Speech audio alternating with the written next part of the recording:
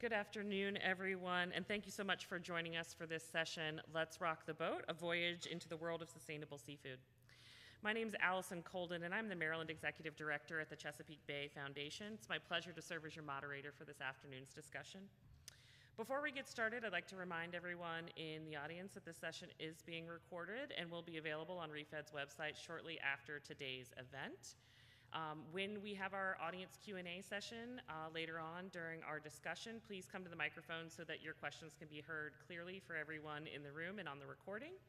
And if you haven't already, please take a moment now to just kindly silence your cell phones or any other devices you might have so we can have a smooth conversation.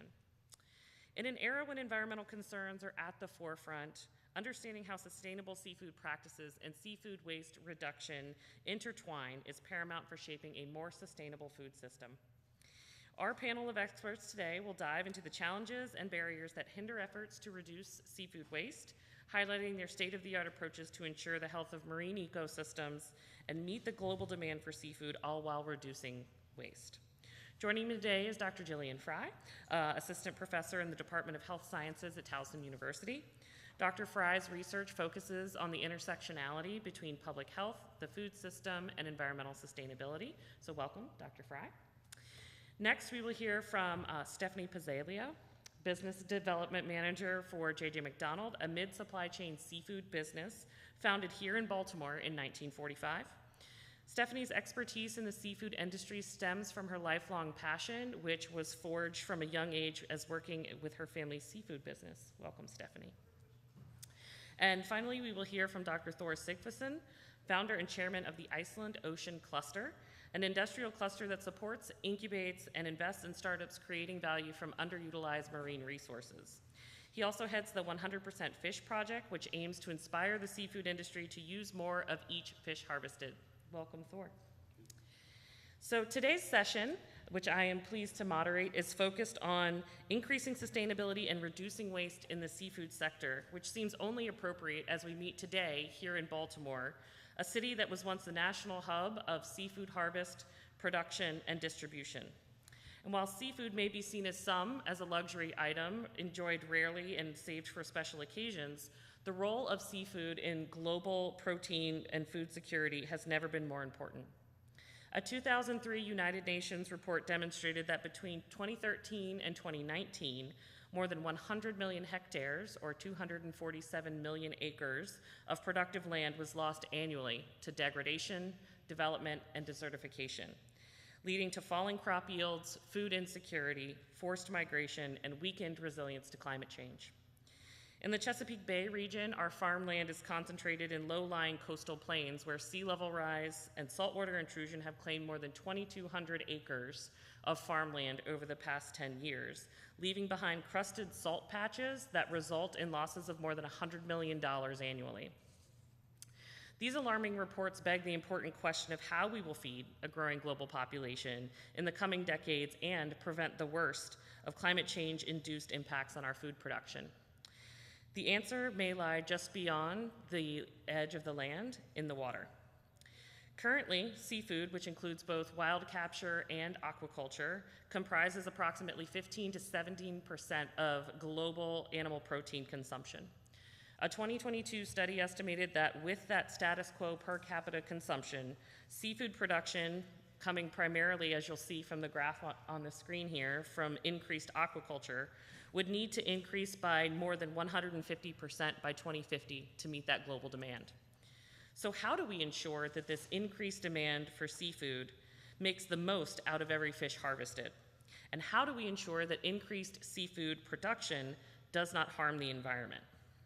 Here in the Chesapeake Bay region, where seafood makes up a huge part of our regional economy, there are a few examples of how seafood production byproducts have become an essential part of environmental restoration, as well as has prevented some significant challenges.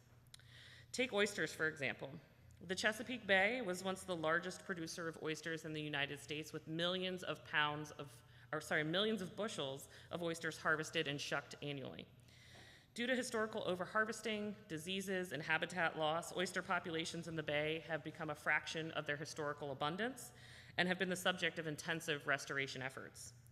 Restoration relies heavily on oyster shell as an input, used as a substrate on which to set juvenile oysters that are then placed back onto restored oyster reefs throughout the Chesapeake Bay. Oyster shell, a byproduct of shucking oysters, are sourced from local processors, shucking houses, and recovered from restaurants around the region through extensive shell recycling programs. In the past year alone, the Chesapeake Bay Foundation Shell Recycling Program has recovered and reused more than 2,500 bushels of oyster shell, which have gone on to produce millions of juvenile oysters for our restoration efforts. Without this oyster shell, which some would consider a waste product, oyster restoration would be nearly impossible. Not only that, oyster shell is also used to replenish areas where oysters are harvested, creating an important circular economy that supports the long-term viability of the industry. But there are also some significant challenges. Being such a large hotspot for seafood production means that there is a lot of seafood waste generated. In some cases, these waste products are commingled with other food processing residuals and used as organic fertilizers on farm fields. The image you see before you here is a retired manure lagoon on a farm on the Eastern Shore, which is being used to hold the commingled seafood and poultry byproducts that are then applied to farm fields throughout the region.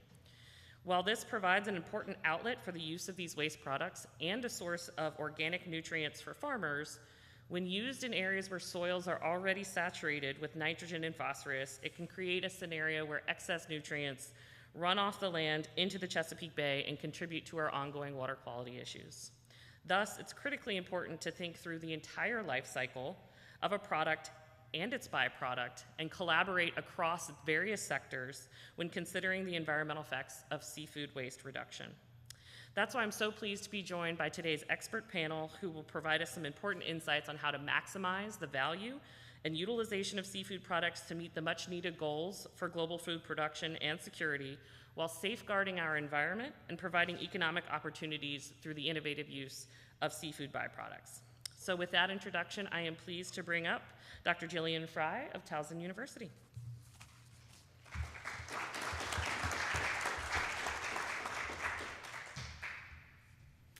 Thank you so much. I'm very pleased to be here. Again, I'm Jillian Fry, and I come to you just from up the street at Towson University.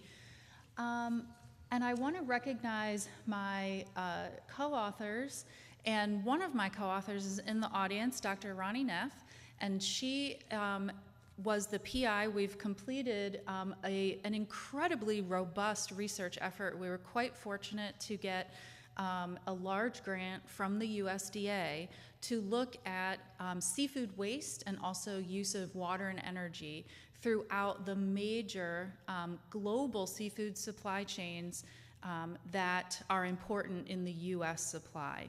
So I'm going to be focusing on the results that we put in this paper, but I have lots of other information about use of byproducts and ways to reduce waste in the supply chain and also with consumers. And so I will also, I'm looking forward to hearing your questions, and I can go in whatever direction makes sense for you. So this paper is available open access online, so it's available to everyone. And this was the paper that where we focused on food loss and waste, and we have a different paper that was just accepted in another journal that's focused on the use of byproducts in seafood supply chains. And so I'm happy to talk about those results as well. I also want to recognize Dr. Dave Love, who is at the Johns Hopkins Center for a Livable Future, as well as Dr. Ronnie Neff, who played very important leading roles in this work. So I do come to you with some good news, which is kind of rare in this space.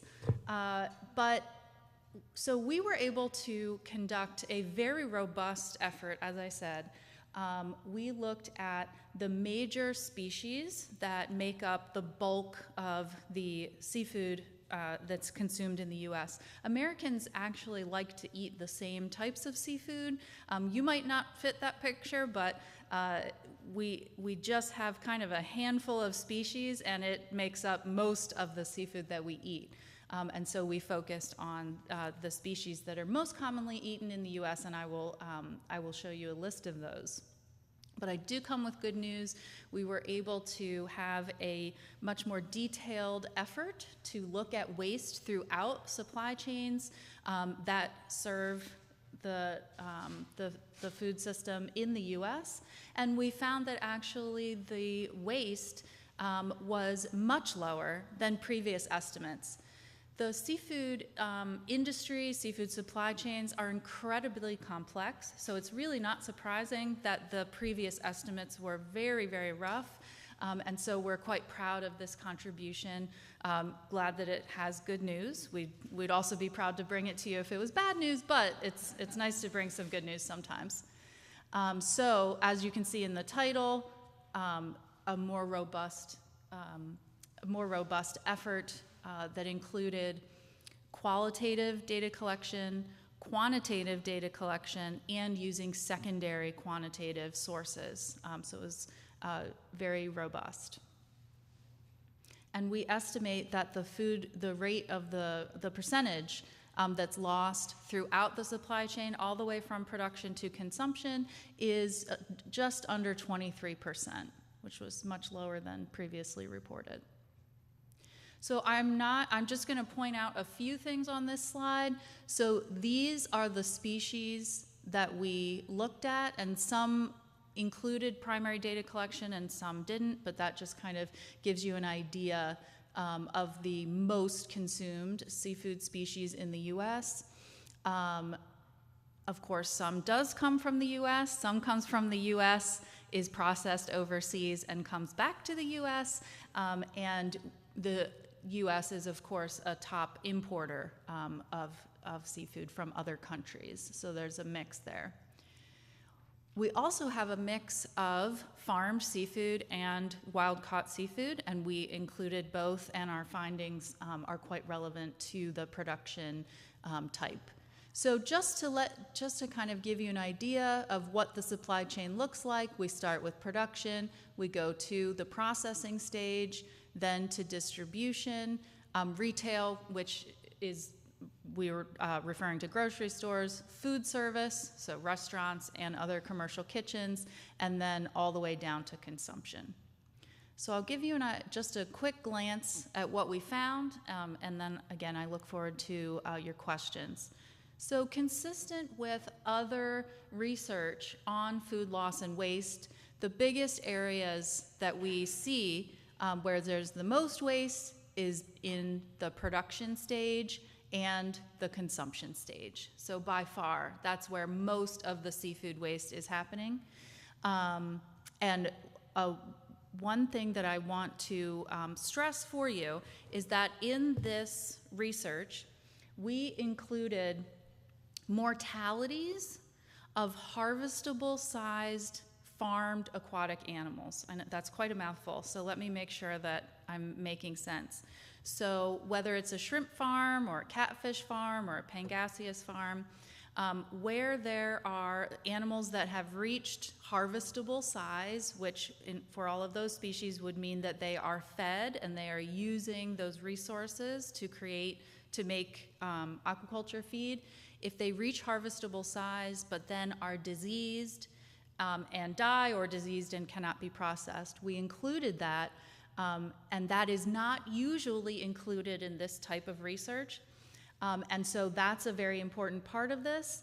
And so water quality and aquatic animal health is an incredibly important part of addressing this issue. And so, even though we included something that's not usually included, and it ended up making up a significant portion of food loss and waste in seafood supply chains, the estimate was still much lower than previous estimates. So my time is up. I'm just going to skip past. We can go back and I can point things out there if we have time, and I look forward to your questions. Thank you.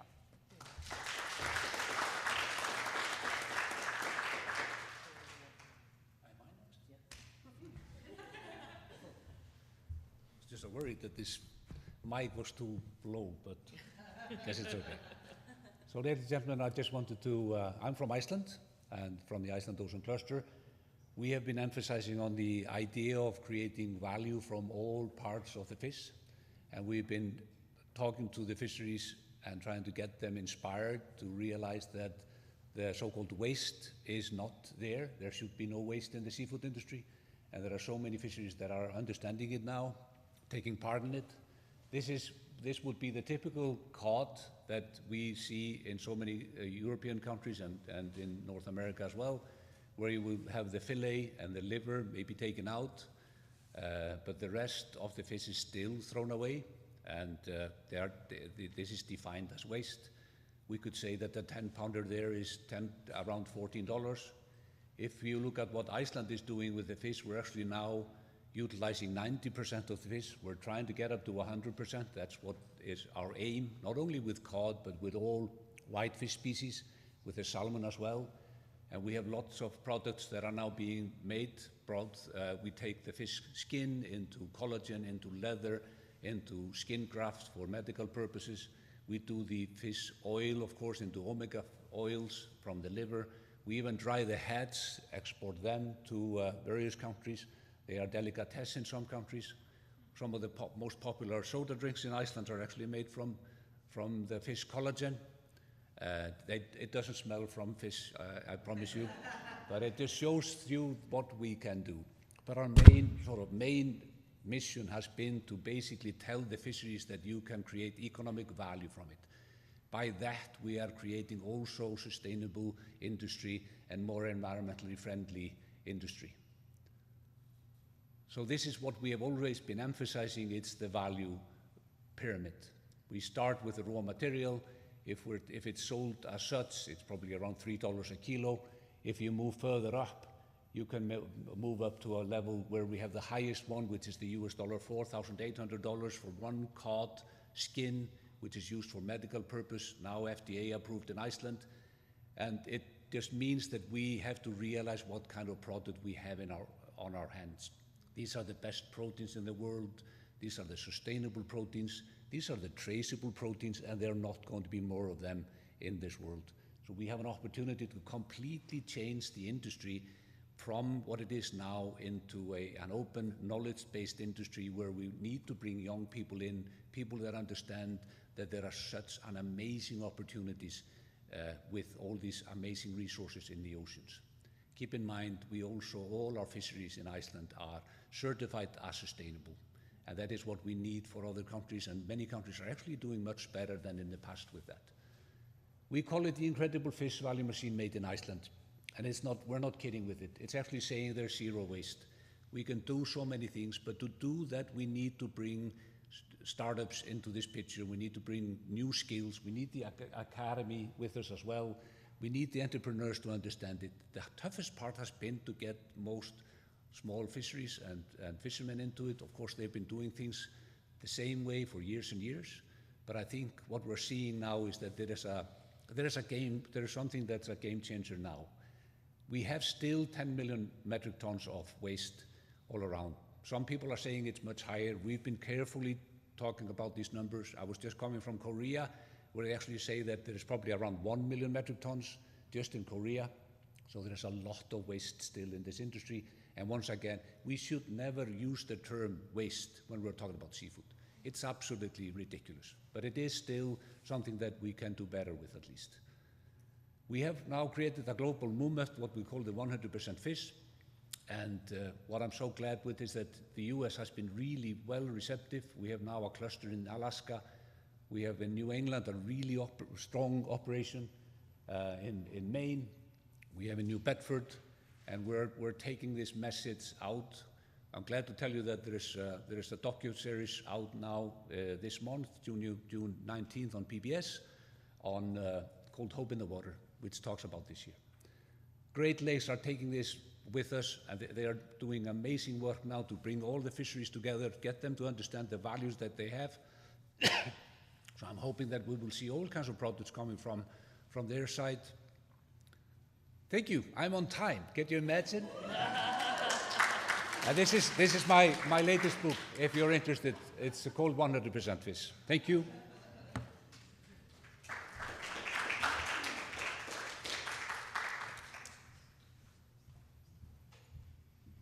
Great presentations. Good afternoon. My name is Stephanie Pazzaglia. I lead our Outreach and Development Department at J.J. McDonnell. J.J. McDonnell is a seafood distributor and processor here in Elk Ridge, Maryland, so not far down the road. We actually originated in 1945. Since then, we were located in the Baltimore Seafood Market. Since then, we moved to the Jessup Seafood Market. And in 2016, we moved to our new facility, which is in Elk Ridge. Our owner actually our owner started working at JJ in the 70s.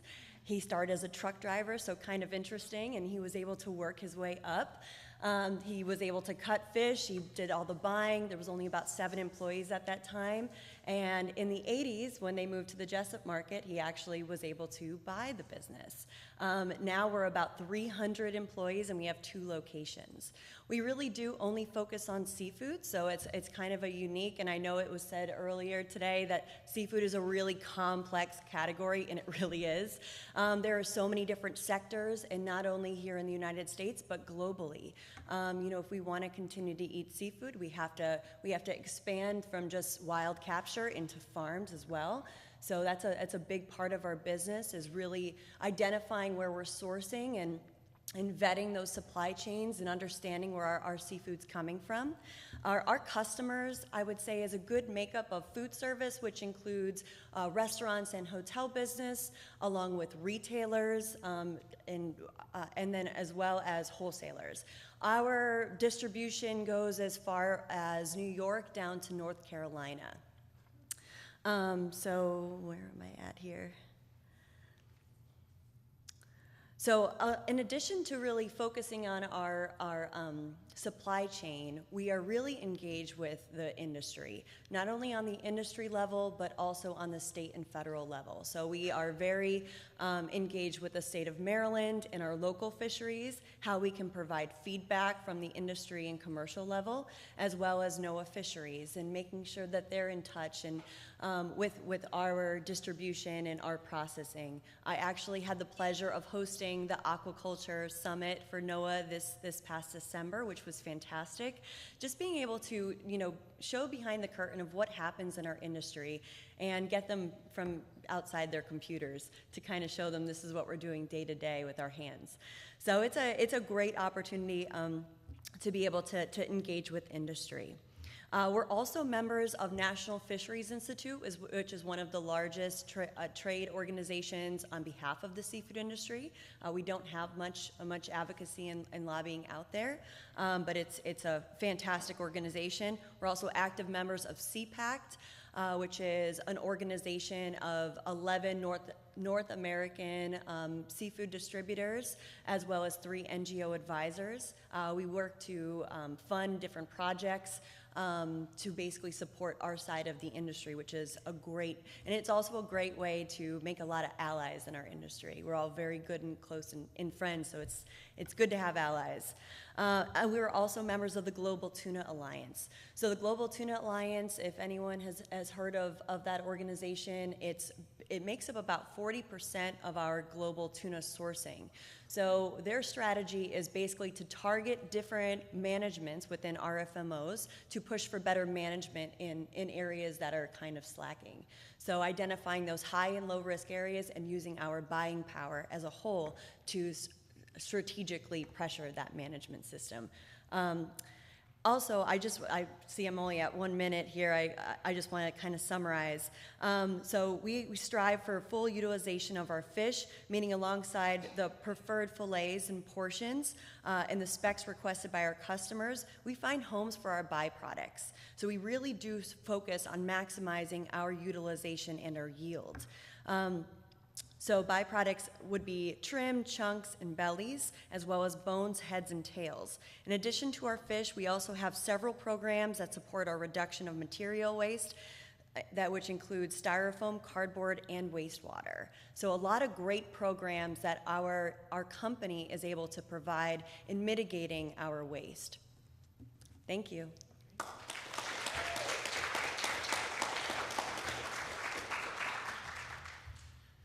Wow, those were some great presentations, but just a taste of a lot of more information to come. So we will kick things off with our panel discussion. If there are any questions that come to mind from the audience, we will be getting to that portion of the program just after we kick it off with a couple of panel questions, but you're more than welcome to start thinking and formulating your questions for our amazing panelists. And I have done the same based on some of the information you all have presented. So I'd love to sort of kick off with a question for you, Thor. So you were mentioning that in Iceland, the industries have really gotten to the point of utilizing about 90% of the fish. That last 10%, is the challenge in getting to the last 10%, to the 100% utilization of the fish, is it developing appropriate products or outlets for whatever is left over, or is it the processing cost associated with getting you to 100%? What would you say are some of the common barriers for that last mile, if you'd like to call it that?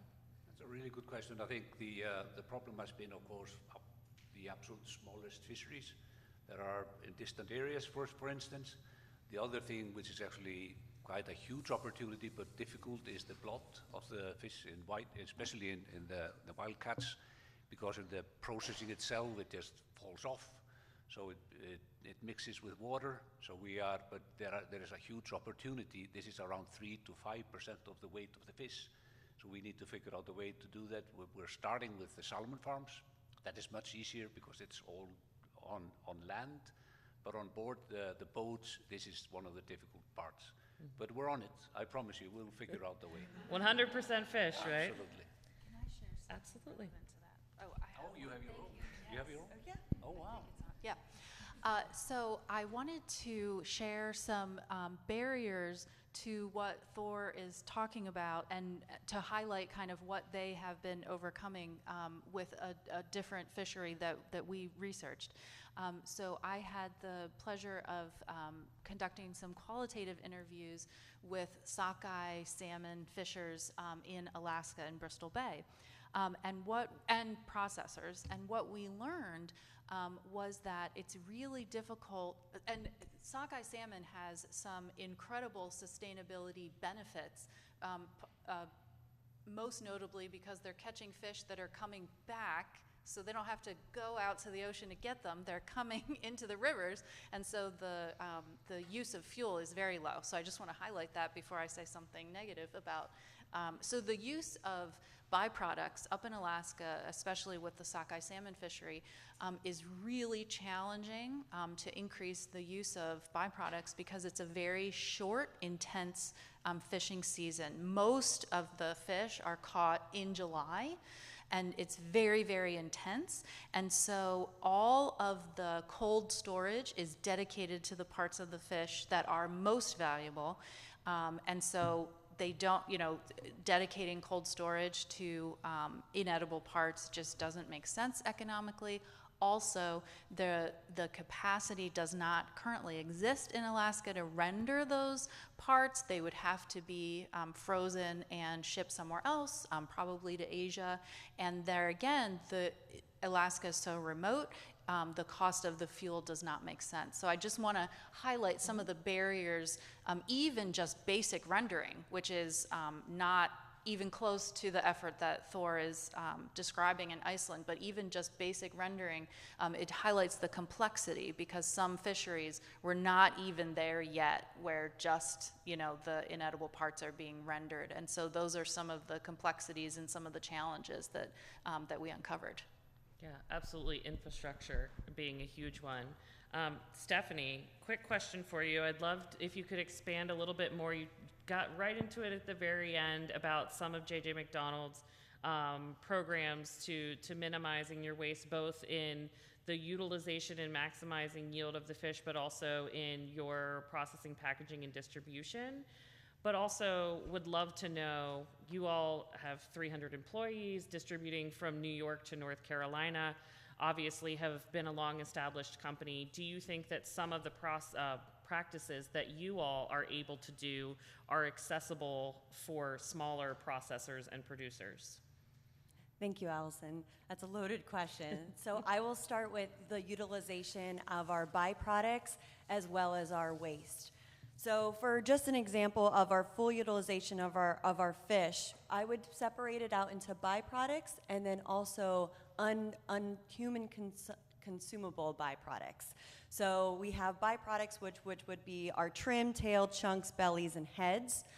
Just to give you an example of what we did year to date, right now, year to date this year, we did about 115,000 pounds that we were able to find homes for with our chefs. Our chefs are extremely creative, and there's so many different ways that you can use some of these byproducts because they're still great. I mean, it's outside of your portions and your fillets, there's different things that they can create with them, whether it's a poke bowl or maybe ceviche or something that would require cutting up to prepare. It's a great way to be able to have an affordable option too, because those byproducts aren't as expensive as those preferred fillets and portions. And then on the other end of that are bones, vats, and scrap, which would be unusable product for human consumption. We actually send about 72,000 pounds a week, about 60 to 70 vats a week to other processors to further process, emulsify, and use that for either pet food or cosmetics, as Thor mentioned earlier in his presentation. So these are great ways to really fully utilize that fish. And to Dr. Fry's point, I mean, we're importing and we're also sourcing domestically whole fish. So we have the opportunity to be able to do that because we have all of those kind of, that infrastructure in place. We have those relationships built already where we know where the product is going. For a smaller processor, seafood is complex. Just speaking for Maryland alone, we are a full line of seafood. So we're sourcing anywhere from salmon to flounder to mahi, shrimp, you name it. There's other processors here that may only process and source 2 to 3 species. So it's going to be different for everybody, which probably makes it really hard to track when you're collecting data. But as if it's something that your owner or your organization is interested in, it actually ends up being a pretty big value for you to be able to fully maximize that yield. I would also like, if I have time during this, I would also like to kind of cover some of our material waste too, just to kind of lay out some of the different ideas that we kind of strummed up in mitigating our waste. So when I say material waste, I would really be referring to cardboard recycling, styro recycling, and wastewater. All of these materials they're needed in seafood. So for our cardboard recycling, we do about 17,000 pounds of cardboard bales a week. And this is both regular cardboard and wax cardboard. That's roughly 102,000 pounds a year. So I recently found out that a lot of our recycled cardboard actually goes to make firewood, like an eco log, I believe it's called. So that's kind of cool. Our styrofoam, we actually have a styrofoam compactor. I'm not sure if the presentation's still up, but I had a photo of what it looks like. So roughly we do, year to date, we did about 97,000 pounds worth of styrofoam recycling. Styrofoam's very light, so that's a lot of pounds of styrofoam. And so even though we can kind of help mitigate our output of styrofoam, we actually use a recyclable tote program, which you'll see in the top right-hand corner, your left. Those blue totes, they're called Tosca totes, and they're reusable. So we actually use them for all of our retail customers. Each week, just to give you some numbers here, each week we're doing about 7,100 totes of recyclable, reusable totes. And that helps mitigate our output for styrofoam. However, we have a lot of input for styrofoam just because it's still one of the best ways to ship seafood and keeping that cold chain, throughout the country and, bringing it into the country as well. On the bottom, you'll see our styrofoam compactor. And then for our wastewater, which I don't have up there, we actually are working with another company to basically convert our wastewater, our solids from our wastewater to natural gas. So another way that we're able to kind of get a second generational use out of our material waste, but also our byproducts of our fish. Great. Thank you. It's very exciting. Very cool products coming out of that. Dr. Fry, one of the things that struck me from your presentation was kind of what I was thinking of in my head is the bookends of where the highest rates of waste production are along the supply chain, both in the production and then in the consumer end. From your experience, what is the role of consumer education in either expanding uptake of underutilized parts of fish or other seafood, or for reducing waste in other ways on the consumer side of the process? Yeah, that's right. It's on the production side and on the consumption side, and I think that those stages of the supply chain are kind of the messiest. There are the most factors at play. In terms of consumer education, I am a big believer in changing the environment that we're in to set us up for success. And so I can give one example that this team that I described also worked on, is the idea of there's a lot of waste with fresh seafood. So can we shift so that grocery stores are selling more seafood that's frozen, that then you have that shelf life, that time for the consumers? It's actually a lot trickier than it sounds, which we found in our research, because frozen seafood versus fresh seafood, the price points are completely different. And so, does it have to be that way? No, it could change, but we learned through talking to the industry and talking to retailers that the price point per pound and what you're selling in a fresh seafood case, and you have somebody getting it for you, and it's a completely different experience versus the frozen seafood case. But frozen seafood has very low rates of waste, especially at the retail level, and then the consumer has more time to cook it and consume it.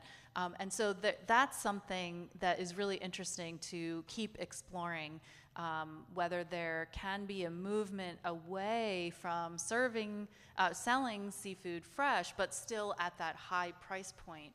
And then retailers have more time to sell it, and consumers have more time to cook it. So just one example. Yeah. That's great. Thor, I'm wondering, where would consumers find some of these second generation seafood products, or Stephanie as well? What products are we talking about in that these byproducts can be used in? There are so many products actually. Of course, you will find it in the health sectors in many stores. You will find the omega fish oils in various forms, capsules and oils. And you will find the collagen. I think collagen will become from seafood a much bigger share in the collagen market in the coming years, because we're seeing collagen coming from the salmon as well. So we only have collagen now with a range of around 2% of the whole total world market from fish. The rest is pork and other farmed animals. So there are huge opportunities there as well. You will find these products coming more and more into the market. Yeah, I agree with Thor there. I mean, that's really the basis of some of the outlets, that you're going to see some of the byproducts of our fish bones that are then emulsified, along with some of the fish oils. On the material waste end, some of the second generational uses of styrofoam can be anything from life jackets to helmets, insulation, just to name a few. So there's some exciting things where those items are going to be used anyway. So it's kind of nice that they've already had one lifetime. Yeah, great. What's the role of technology here? Are there emerging technologies that you all in the industry and in academia tracking that you think are particularly promising? I think, from my point of view, just as has been mentioned here, the challenge has been with coastal areas. We've been to Alaska, and the challenge there is just isolated areas. We are coming up with technology now which are like smaller units, containers that can dry fish heads using solar power or other methods.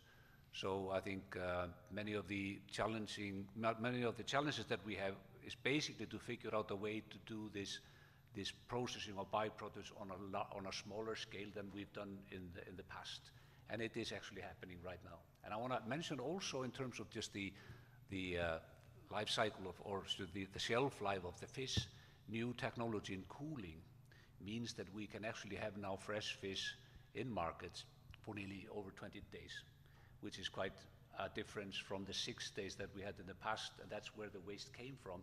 So I'm hoping we could actually do this both, do the frozen, but keep the fresh and have it just have a much longer shelf life. That would be the optimal. Yeah, to back up Thor on that, I agree that there's potential to have a longer shelf life out there.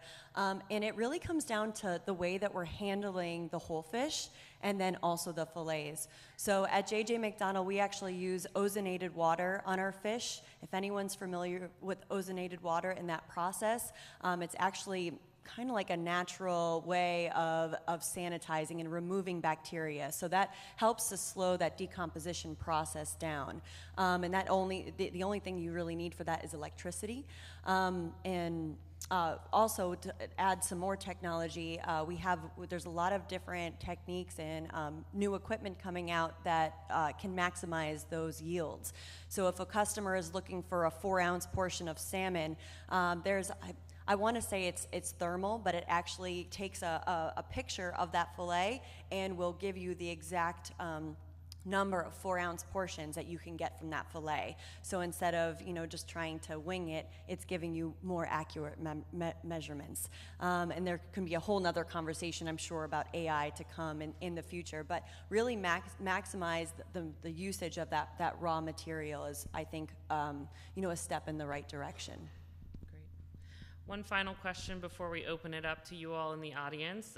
For Dr. Fry, what are the next steps in research in the field of seafood waste reduction?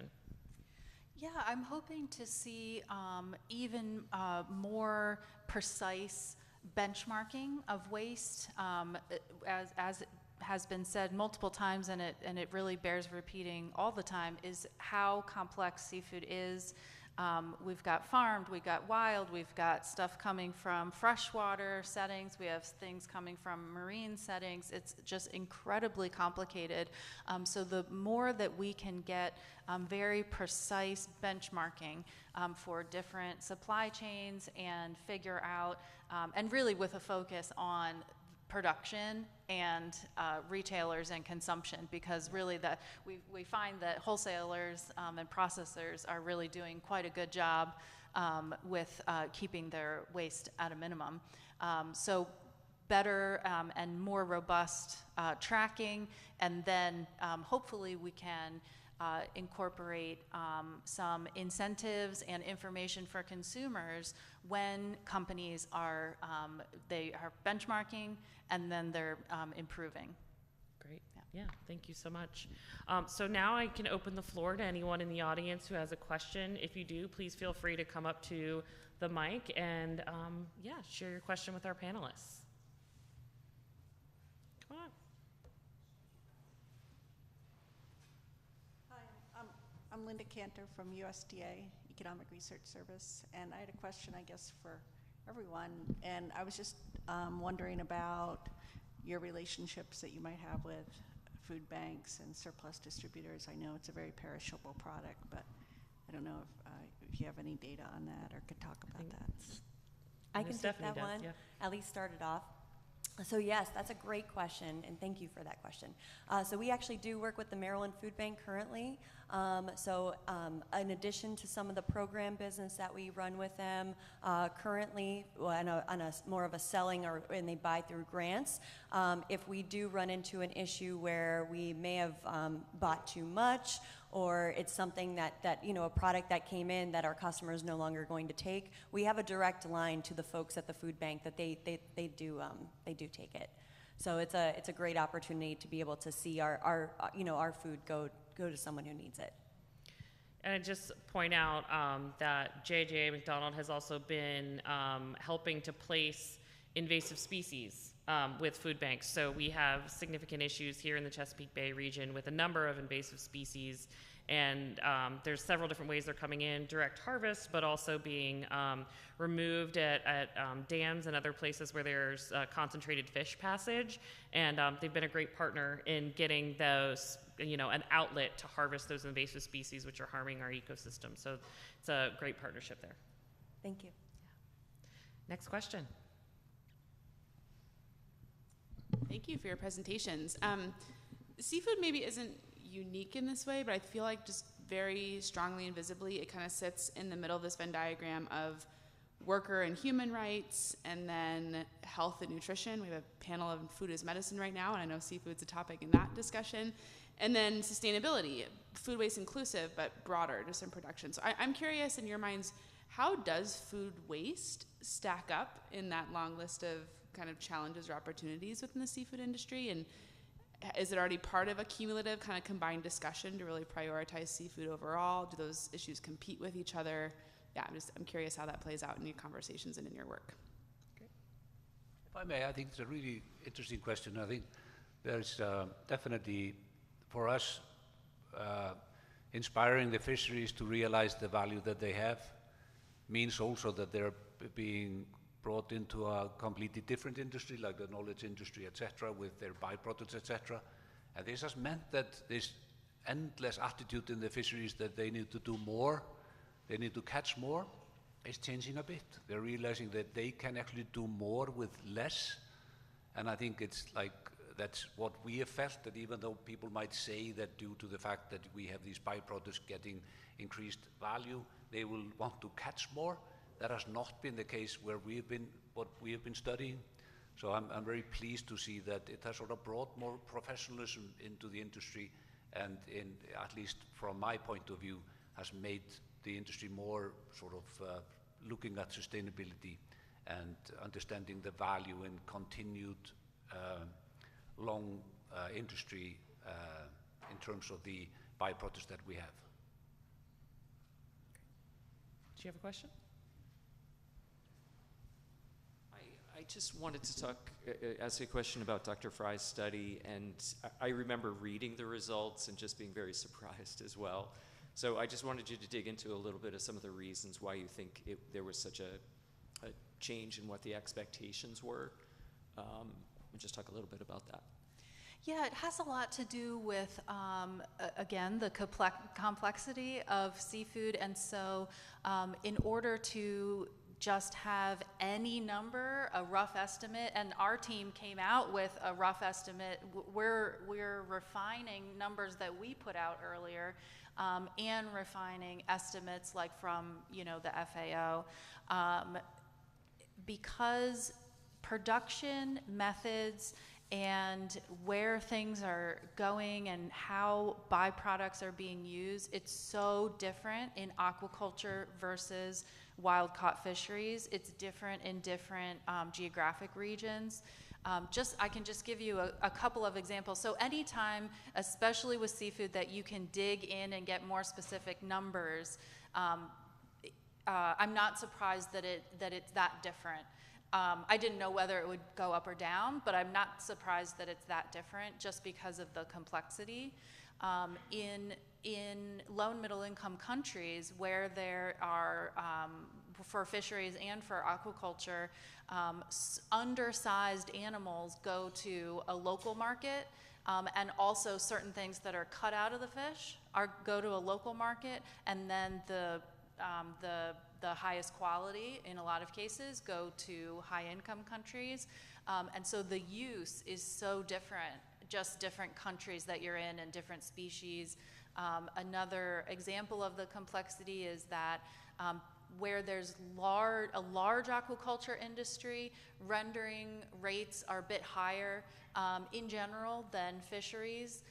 Because the supply is more predictable and steadier, and the farms are kind of built, and then the processing is built, and the rendering plants are built, and so the rates are a little bit higher. So just again, going back to the complexity of it. Yeah. Great. Do we have one more question from the audience to close things out? Anyone is welcome. Don't fight over it. We can have 2 more questions. I'll keep it quick. I think this is probably a question directed towards Dr. Fry, but also opening up to, I'm sure you all have opinions on this.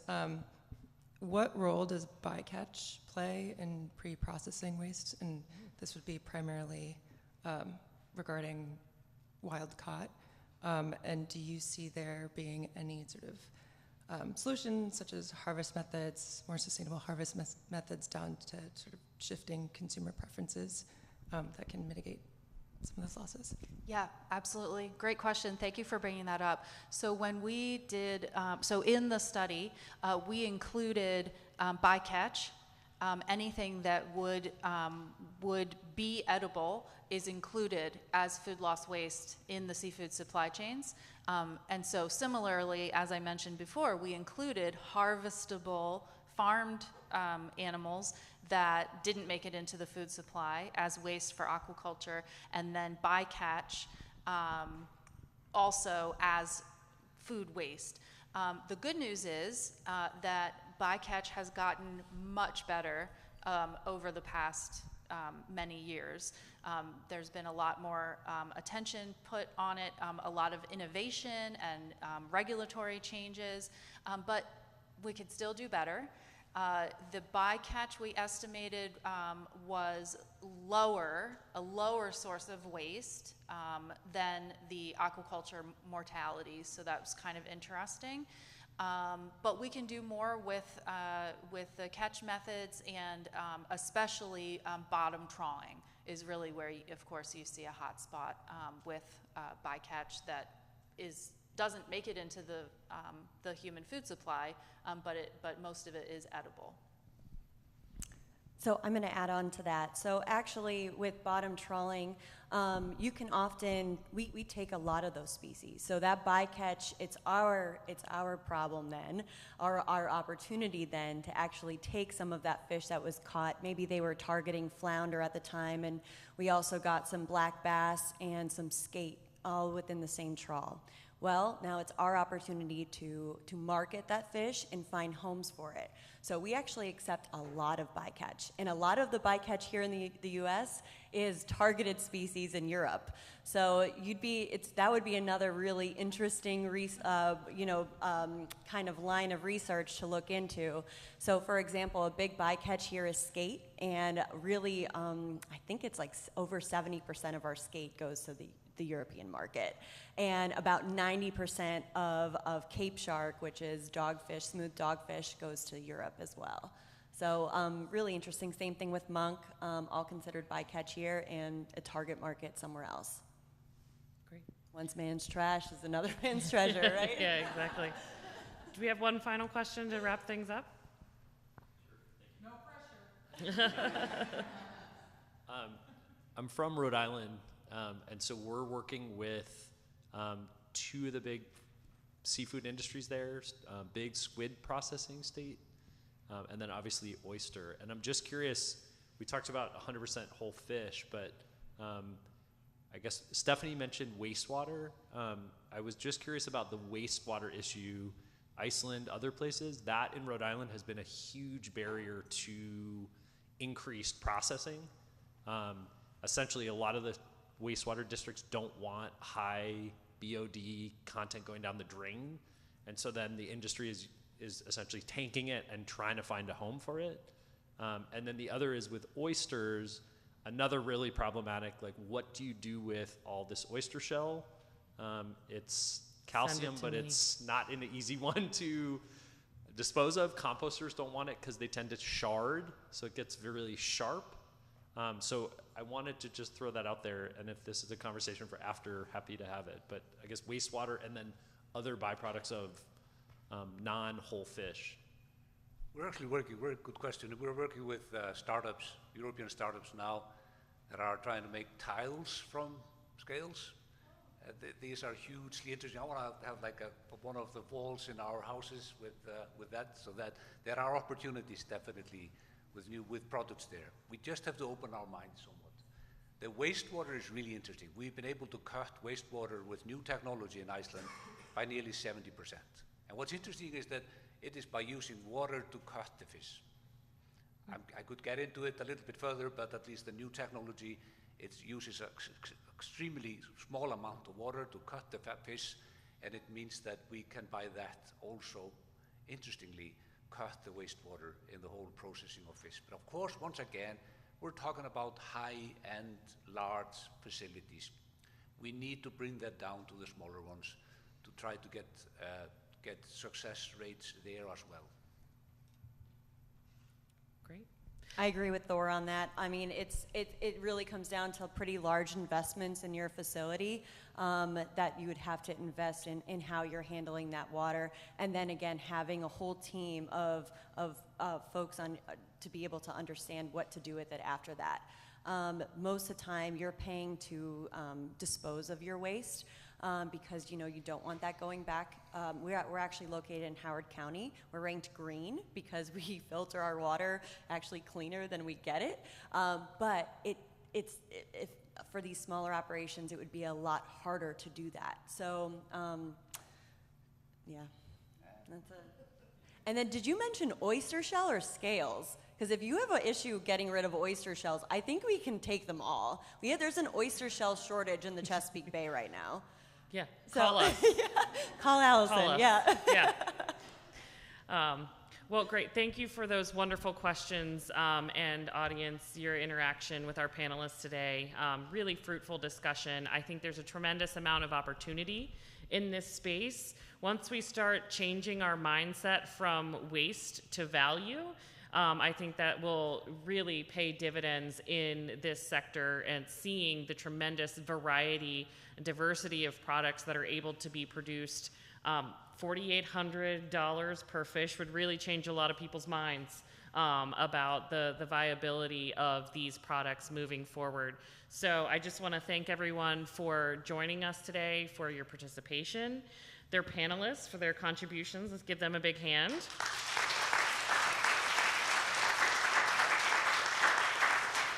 And just some housekeeping to get you to your next place, your next destination. Next up on the agenda is the Theme Solutions showcases in the breakout rooms from 2:45 to 3:45. You got yourself a little break. If you haven't already, make sure to check out the exhibitors and the art installations that are around the convention center.